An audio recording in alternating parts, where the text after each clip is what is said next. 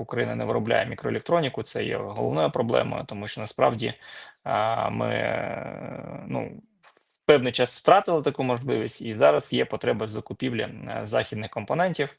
І знов таки давайте пригадаємо, що більшість випадків,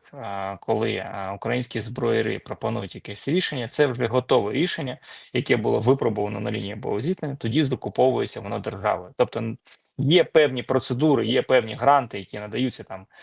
брейваном, надаються там з боку певних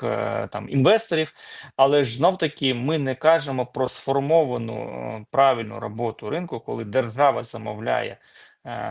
зброю, яка потім і може фінансувати розробку тої зброї, тому що той самий Томагавк починала одна компанія виготовляти, зараз робить зовсім інша компанія, але при цьому технологія залишається в державі, вона цікава і в державі, і в приватних компаніях, які